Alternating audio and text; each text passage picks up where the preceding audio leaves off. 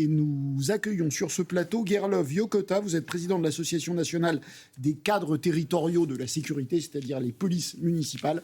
C'est marqué sur vous, si je puis dire, et vous êtes vous-même directeur de la police municipale de la Plaine Vallée. Et nous sommes en liaison, ou nous serons en liaison, avec Karim Bouamran, le maire PS de Saint-Ouen. Bonjour. C'est le débat du week-end lancé par Mathilde Panot, la présidente du groupe Insoumis à l'Assemblée nationale.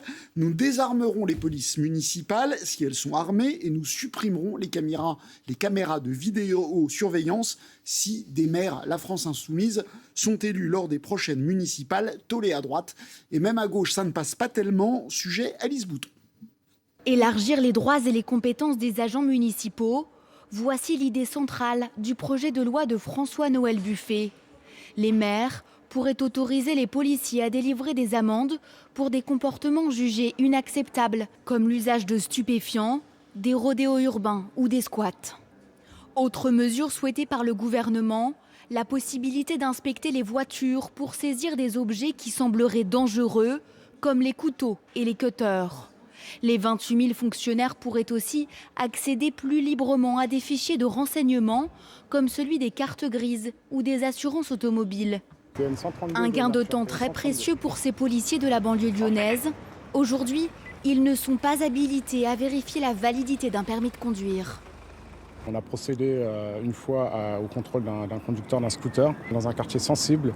Et le temps d'avoir les retours des collègues de la police nationale qui n'étaient pas immédiatement disponibles, ça s'est vite rassemblé. On a été pris à partie. Si on avait eu accès directement à ces fichiers, bien évidemment que le contrôle aurait été écourté. Enfin, l'usage des caméras piétons ou des drones serait élargi pour assurer la sécurité des manifestations sportives, culturelles ou la protection des bâtiments. Le projet de loi sera présenté en Conseil des ministres en septembre prochain. Il y a en fait deux sujets dans ce qu'a proposé Mathilde Panot. Il y a l'armement ou le désarmement des polices municipales et la même chose pour la vidéosurveillance. Armement et vidéosurveillance, c'est pas tout à fait pareil. Gerlof Yokota, vous êtes policier municipal. Est-ce que vous pensez que les polices municipales doivent être armées ? Non, mais la question ne devrait même plus se poser à ce jour.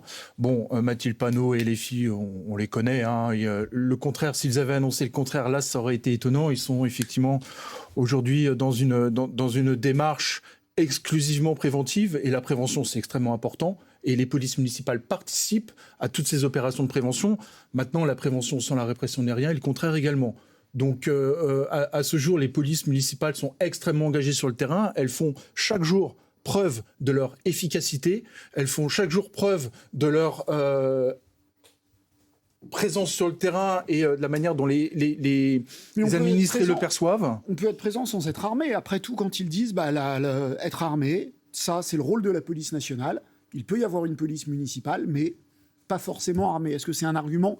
Vous dites, ça ne devrait même pas se discuter. Pourquoi ? En fait, il faudrait aujourd'hui vraiment qu'on ait conscience de l'état d'insécurité dans lequel baigne la France. Des policiers municipaux sont agressés aujourd'hui tous les jours. Même les ASVP, on va parler des agents de surveillance de la voie publique, qui ne sont pas des policiers municipaux, eux-mêmes aujourd'hui, parce qu'ils portent un uniforme et ils ne sont pas armés, sont agressés, et parfois gravement. Une histoire l'année dernière à Vigneux, pour revenir dessus. Donc, il ne faut pas opposer proximité et armement. L'armement, c'est pour se défendre et c'est pour défendre les citoyens qui sont dans un cadre de légitime défense. Il y a des policiers municipaux qui sont appelés à faire usage de leurs armes ? À partir du moment où ils respectent effectivement la loi, oui. La loi est la même pour eux que pour un policier national ? Alors, pas tout à fait, puisqu'il y a dans le Code de sécurité intérieure, l'article L435-1, des dispositions qui permettent aux policiers et aux gendarmes, par exemple dans un périple meurtrier, de pouvoir anticiper la neutralisation d'un individu. Pour le reste, on est également mentionné dans cet article et on doit effectivement faire usage dans la vie de tous les jours de notre armement au même titre que n'importe quel citoyen, puisque ce sont des lois qui s'appliquent pour vous tous, vous et moi. Est-ce que vous n'avez pas le sentiment parfois qu'on vous en demande de plus en plus à vous, policiers municipaux, parce qu'en fait l'État se désengage, n'a plus assez d'argent à mettre dans sa police nationale et qu'à vous incombent des responsabilités, des compétences qui ne sont pas forcément les vôtres ? Alors, Il y a ce qu'on appelle des conventions de coordination qui sont passées entre les forces de sécurité de l'État et les communes. Oui, effectivement, on doit détailler... Mais en langage clair, parce pardon. pour qu'on puisse comprendre facilement. Est-ce que vous n'avez pas un peu ce sentiment-là? C'est-à-dire qu'on vous en demande de plus en plus, et en plus, vous êtes pris dans des polémiques en disant oui, mais ils n'ont pas forcément apporté ces armes-là, alors qu'en fait, vous êtes peut-être un peu aussi les derniers soldats de la République, parce que aussi il y a moins d'argent donné par l'État pour la police nationale. Alors ça, c'est une réalité, mais les maires aussi doivent assurer la sécurité de leurs concitoyens. C'est écrit dans tous les codes depuis 1884. Et pas de la même manière avec la police municipale, ça a quand même beaucoup changé. Ça dépend des doctrines, ça dépend de ce que le maire, comment il veut employer ses forces de sécurité territoriale. Mais votre sentiment, ma question, c'était votre sentiment. Oui, on nous en demande plus. Trop, parfois. Et peut-être parce qu'aussi on est efficace et qu'on fait bien le travail. Non, mais ça, tout à fait. Mais est-ce que vous avez le sentiment qu'on vous en demande trop, parfois? Alors, on pourrait nous en demander trop s'il y avait un juste retour sur le plan social, si on avait un peu l'équivalent des pompiers territoriaux ou des policiers nationaux, effectivement, parce que vous êtes moins bien payé? Alors, vous avez moins de vacances? on n'est pas forcément moins bien payé. En revanche, on a une retraite qui est un petit peu, un peu misérable. Hein, j'utilise le bon mot. Pour prolonger la question de Camille, est-ce que vous considérez parfois que vous venez pallier une insuffisance, un désengagement, une absence des forces nationales sur le terrain? Alors, oui. Très clairement, oui. Il y a un désengagement de l'État, mais qui n'est pas nouveau, hein, qui date depuis la politique de Nicolas Sarkozy sur les fonds de l'État. Et on prend, oui, petit à petit, on prend cette place-là. Effectivement, ça, on ne peut pas le nier. Aujourd'hui, on intervient sur beaucoup d'infractions sur lesquelles on n'intervenait pas forcément de facto il y a une vingtaine d'années. Par exemple ? Par exemple, les vols, les vols violences. Voilà. Enfin, par exemple, toutes les infractions qu'on peut rencontrer aujourd'hui. Les administrés aujourd'hui, je vous le dis, et c'est le cas dans énormément de communes, sur les 4500 qui sont équipées de police municipale, nous disent régulièrement, quand on est victime d'une infraction, on préfère faire appel à la police municipale qu'à la police nationale ou à la gendarmerie. Pourquoi ? Parce qu'on est réellement la police de proximité. C'est là où je vous disais tout à l'heure, il ne faut pas les opposer. Vous avez l'impression d'avoir remplacé la police de proximité ? Ah, on est la police de proximité. Et on l'a toujours été. Yannis Roeder, vous êtes prof en Seine-Saint-Denis. Est-ce que vous avez le sentiment que cette police municipale, elle est nécessaire sur le terrain ? Oui, parce que ce que je vois, moi, c'est ce que je viens de dire, monsieur, c'est la proximité, en fait, sur le terrain entre cette police municipale et la population. Moi, je les vois, hein, à Saint-Denis, je les vois passer, je les vois circuler. Je vois aussi la police nationale, ceci dit. Hein, je vois aussi la BAC, parfois. Donc, je vois un peu tout le monde, mais je crois qu'il y a effectivement cette nécessité d'établir un lien avec la population. Et vous savez, par exemple, les forces de l'ordre britanniques ne sont pas armés, enfin pas tous, hein, mais une partie n'est pas armée. Parce qu'il y a un consentement dans la population, si vous voulez, c'est comme un accord tacite entre la population et la police sur le maintien de l'ordre. En fait. Ce qui n'empêche pas des émeutes parfois. Ce qui n'empêche pas. Fréquent. Parfois des émeutes, c'est vrai, mais là, on fait appel à d'autres unités, parce qu'il y a des unités armées dans la police, et il y a aussi des unités du maintien de l'ordre spécial manifestation, on va appeler ça comme ça.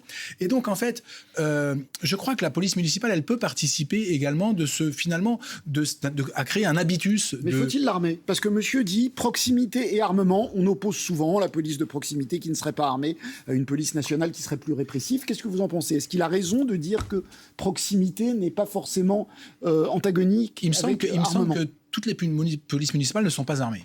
Ça, c'est vrai. 80% à peu près. Voilà. Donc, c'est une grosse... Et ça, c'est assez nouveau, parce que je crois que c'est 2010, hein, il me semble-t-il, qu'on a commencé à armer la police municipale face aux difficultés, hein, d'ailleurs. 2015. Ces attentats. On attend toujours, malheureusement, un drame pour pouvoir se dire, tiens, on va peut-être faire quelque chose.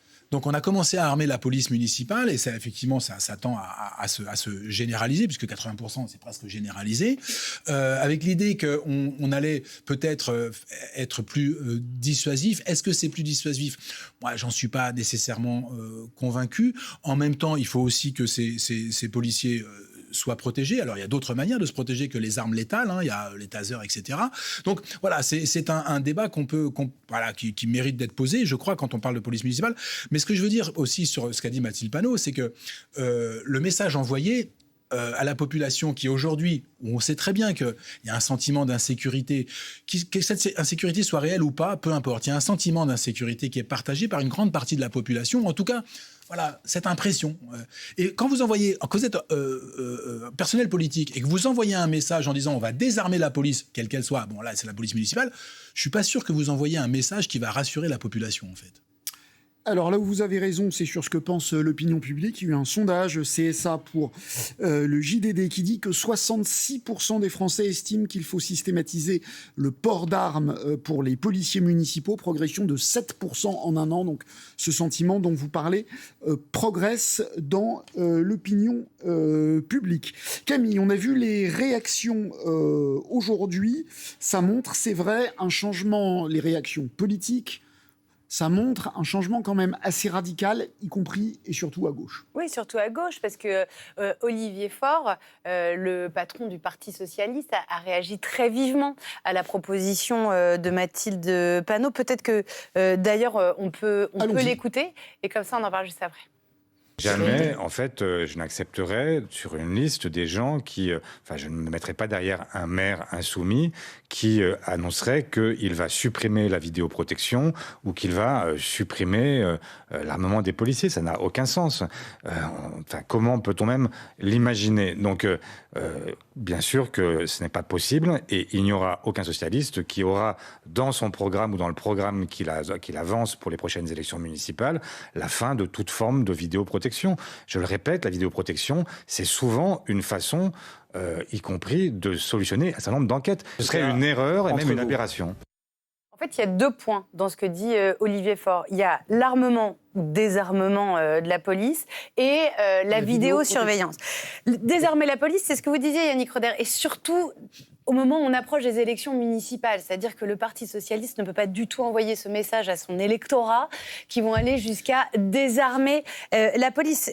Avec en plus une pression de la droite et du Rassemblement national qui veut gagner des villes, c'est impossible de tenir cette position, même s'il peut y avoir un débat sur la nécessité d'armer ou pas les polices municipales. Mais de dire « je vais désarmer la police », c'est très compliqué. Et là aussi où il y a un gros désaccord, c'est sur la vidéosurveillance, où on se souvient, ça a fait beaucoup de débats. D'ailleurs, quel terme ? Vidéoprotection, vidéosurveillance, rien que dans l'usage du mot, ça a pu faire débat. Et là aussi, aujourd'hui, à gauche, les positions ont beaucoup évolué sur ces questions. Et ce qu'il y a d'intéressant, pour illustrer très rapidement, c'est le débat qu'il y a chez les maires écolos. Pierre Urmic, à Bordeaux, du côté de Lyon, avec Grégory Doucet, ces 2 maires qui, quand ils ont été élus, n'étaient pas pour avoir une police armée, n'étaient pas pour la vidéosurveillance et qui finalement, petit à petit, y sont venus. Ce qui n'est pas du tout le cas d'Éric Piolle à Grenoble. Donc on voit bien qu'il y a toujours une division au sein de certaines familles politiques, mais entendre le premier secrétaire du Parti socialiste être aussi virulent sur police municipale, armée, vidéoprotection, c'est un vrai changement. Justement, vous parliez des maires, y compris écolos, qui se résolvent à avoir une police municipale armée. Par exemple, vous l'avez dit, le maire écolo de Bordeaux, Pierre Urmic, c'est un reportage de Johan Amiel. À la ceinture de ces policiers municipaux bordelais, un taser, une matraque, mais aucune arme à feu. Plus pour longtemps, le maire de Bordeaux vient de l'annoncer, une 50aine d'agents en seront bientôt équipés. Jusque-là, il y était opposé et a dû changer d'avis.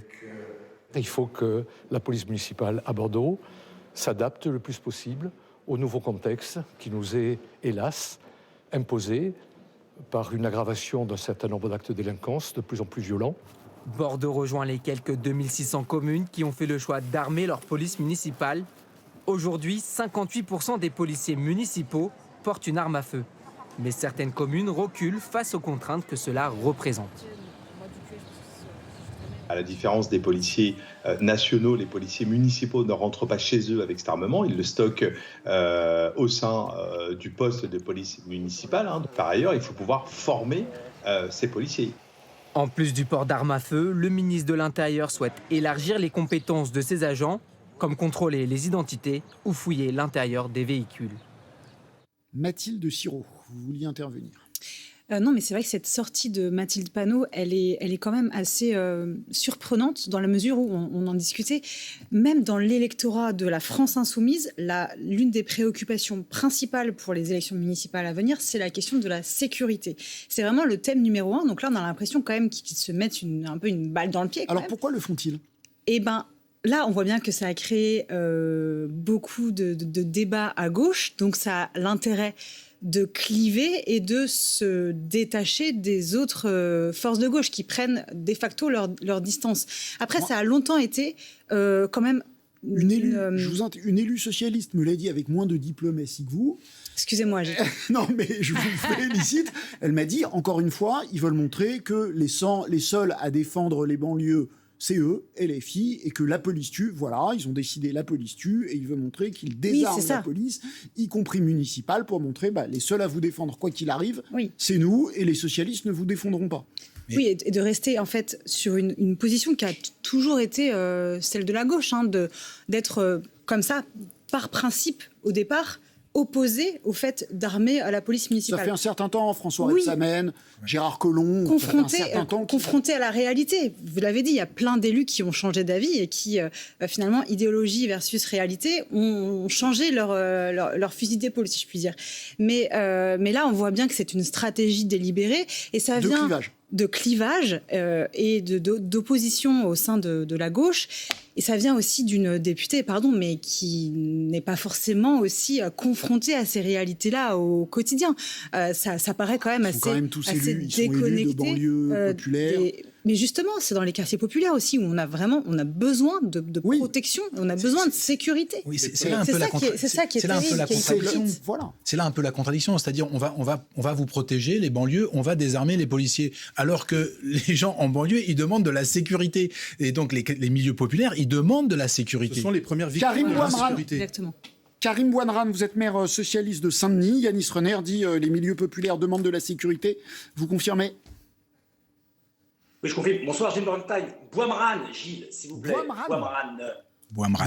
Voilà, super. C'est ce qu'on a dit. Vous n'allez pas me reprendre. Donc, je confirme. Remarquez, si je le dis mal, vous avez raison de me reprendre. On y va.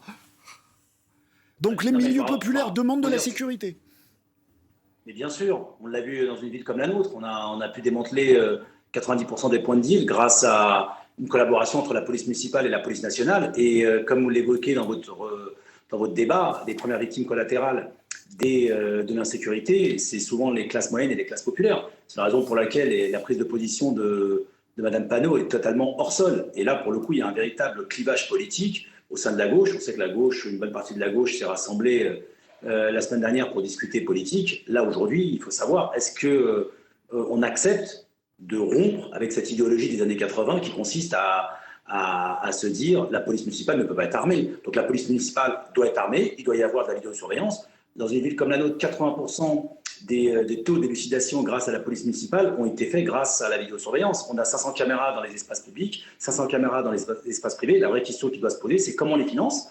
L'État contribue à 20% des finances des caméras. Ce n'est pas suffisant pour qu'il y ait une égalité de traitement pour les 36 000 maires de France. Ensuite, je sais qu'il y a un agent de la police municipale dans vos studios. C'est comment on assure aussi leur statut. On a un problème au niveau de la formation, on a un sujet au niveau du recrutement et on a un sujet aussi au niveau de leur statut de retraité parce qu'une bonne partie de leur paye est basée sur des primes et malheureusement, pour éviter le précariat, il faut qu'il y ait une refonte de leur statut. Donc, au lieu de partir dans des considérations dignes des années 80 comme l'a fait Mme Panot, qui est totalement hors sol, ça serait bien de se focaliser sur les moyens donnés aux maires pour assurer la sécurité pour toutes et tous, les moyens donnés aux agents municipaux qui travaillent pour la police municipale et assurer la collaboration avec la police nationale, le parquet également, l'aspect préventif et l'aspect bailleurs sociaux et les associations. Une question politique. Olivier Faure a dit ce matin, il est exclu qu'un n'importe quel socialiste se range derrière un insoumis qui proposerait le désarmement de la police municipale ou l'arrêt de la vidéosurveillance. J'imagine que c'est votre avis aussi. Au deuxième tour, parce qu'à un moment, il y aura des candidats socialistes et des candidats insoumis, même au deuxième tour, vous refuseriez d'appeler à voter pour un candidat insoumis s'il n'accepte pas la police municipale armée ou la vidéosurveillance ? Oui, complètement. C'est la raison pour laquelle je parle. Il y a vraiment un clivage politique qu'on doit clarifier. Et que ce soit M. Ruffin, Glucksmann, Madame Autain, il y a vraiment une clarification politique à apporter là-dessus. On ne peut pas parler... moi, j'ai toujours été clair sur mon positionnement sur LFI sur plusieurs sujets, mais sur la question notamment de la sécurité que vous évoquez, il est intéressant que désormais, tous les responsables politiques dits de gauche se positionnent clairement en disant la police municipale doit être armée, la police municipale doit pouvoir bénéficier, les maires doivent pouvoir bénéficier d'aide concernant la vidéosurveillance. Donc, premier tour, deuxième tour, il y a même combat. Moi, je vois mal des collègues, je pense notamment à ma collègue Johanna Roland, maire de Nantes, avec, au second tour, des élus LFistes qui diraient on désarme la police municipale ou on revoit notre politique de vidéosurveillance. Vous avez même M. Guiraud, qui est susceptible d'être candidat à Roubaix, qui a revu, qui a apporté une nuance, pour ne pas dire une opposition, à la prise de position de Mme Panot. Merci beaucoup Karim Bouamrane, maire socialiste de Saint-Ouen, d'avoir participé à cette émission. Quand vous entendez, monsieur, ce que dit ce maire, ça va dans la direction que vous souhaitez ? Ah, mais complètement, c'est-à-dire que il y a d'un côté effectivement tout le côté opérationnel, l'armement, mais en même temps tout l'arsenal juridique qui nous permettrait d'aller beaucoup plus loin dans nos prérogatives, puisqu'aujourd'hui on est quand même limité, même si... Alors par exemple, vous ne pouvez pas faire de garde à vue, vous ne pouvez pas placer des gens en garde à vue, vous ne pouvez pas opérer des contrôles d'identité. Vous souhaitez pouvoir faire tout ça ? Alors non, les gardes à vue, absolument pas. Ça, faut que ça reste dans le champ régalien.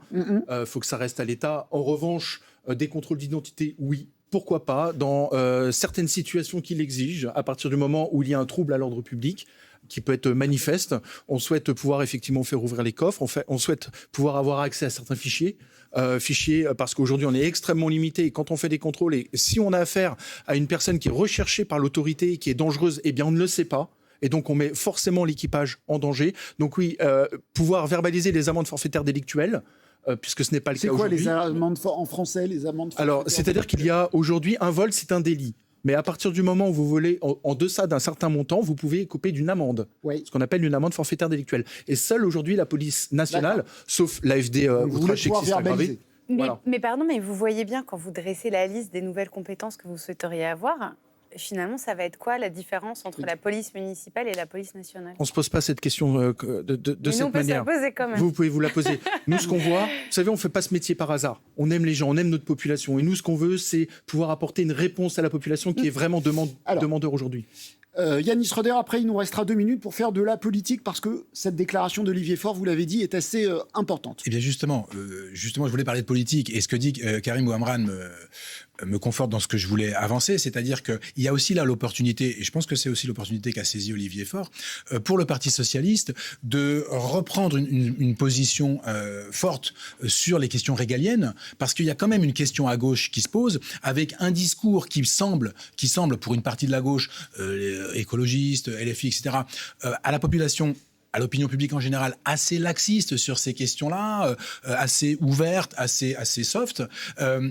Or, il y a quand même une gauche, une tradition à gauche qui met le point sur la sécurité, sur l'immigration, en y réfléchissant. La Fondation Jean Jaurès vient de sortir une étude sur la gauche en Europe, et justement sur les réinvestissements de la gauche, d'une partie de la gauche. La troisième voie. Voilà, ce qu'on appelle la troisième voie. Publié dans le Nouvel Obs, ça arrive, c'est pas pour ça que le point...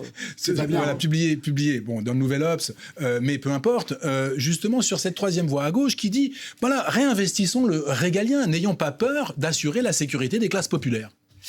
Comment vous interprétez cette déclaration d'Olivier Faure ? Parce qu'on avait dit, après son congrès, il avait rompu un peu avec la France insoumise, et puis il s'était rapproché d'eux, et puis là, on a l'impression qu'il se rééloigne d'eux. C'est une vraie rupture, il n'y aura aucune alliance au deuxième tour au municipal. J'ai du mal à le croire personnellement. Mais... Vous savez, Gilles, l'un des faits majeurs et qui va être intéressant à observer pour ces municipales, c'est de savoir si, oui ou non, il y aura des alliances entre la gauche, notamment des maires sortants, et la France insoumise. Parce que pour la première fois, au premier tour, le parti de Jean-Luc Mélenchon va s'investir dans ce scrutin, alors que ce n'était pas le cas jusqu'à présent.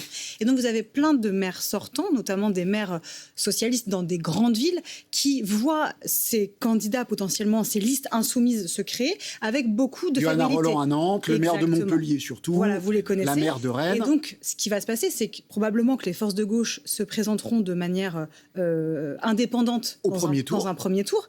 Mais qu'est-ce qui se passe au second tour ? Et là, moi, je pense que dans certaines grandes villes, il y aura forcément des alliances qui seront faites. Donc là, Olivier Faure a beau jeu de vouloir se distancer d'un discours qui va pas dans son sens, mais localement, en dépit d'un discours je dirais de l'appareil parisien, les maires, pour se sauver, iront bien sûr avec la France insoumise. Sur les vidéosurveillances, il y a un argument que Olivier Faure a employé ce matin qui a fait tilt partout, disant la vidéosurveillance, ça aide aussi pour les bavures. Sans vidéosurveillance, le policier qui a tué sur Naël, n'aurait certainement jamais été inquiété, parce que ça aurait été parole contre parole. la vidéosurveillance, ça sert aussi à la manifestation de la justice, même quand elle est au détriment des policiers. Oui, et il y avait également eu aussi l'affaire Zecler. Je ne sais pas si vous vous souvenez de ce producteur de musique chez qui des policiers étaient rentrés. Alors, c'était une vidéosurveillance qu'il avait chez lui, qui n'était pas sur les lieux publics, mais ça avait en effet apporté des preuves. Donc oui, aujourd'hui, le premier secrétaire du Parti socialiste avance cet argument, qui est un argument rationnel, factuel. Aujourd'hui, plusieurs enquêtes de police utilisent ces images de vidéosurveillance. Mais c'est pour ça qu'il y a quand même deux débats. Oui, il y a un débat sur l'armement, sur la vidéosurveillance, c'est pas pareil. L'armement de la police municipale et la présence de vidéosurveillance dans les villes, c'est pas exactement le même débat. Alors, dernière question, monsieur Yokota, sur le terrain, entre vous et les policiers nationaux, comment ça se passe? On parle souvent à l'intérieur même des services de police, de guerre des polices. On sait, on regarde tous les séries, on voit tous que c'est pas toujours très fluide. Comment ça se passe, vous, sur le terrain, sans langue de bois? Alors, sans langue de bois, déjà, je voudrais juste remettre les bons mots. On parle de vidéoprotection. Hein. Depuis 15 ans, on dit plus vidéosurveillance. On protège. On mais c'est très politique, ce terme. C'est un choix politique. C'est très politique, mais nous, on protège les gens, on les surveille pas. Hein. D'accord, ça c'est bien dit. Et concernant l'affaire Naël, c'est peut-être pas encore une bavure parce qu'il n'a pas été jugé coupable. Je voulais juste replacer les choses dans leur contexte. Concernant la collaboration dans un cadre de continuum de sécurité avec les forces de police de l'État, ça se passe de mieux en mieux. Moi, là où je travaille, ça se passe très bien. On a de très bons rapports. On travaille d'égal à égal et ça, c'est un plaisir. Voilà une réponse sans langue de bois. Merci infiniment d'avoir participé à ce débat. On se retrouve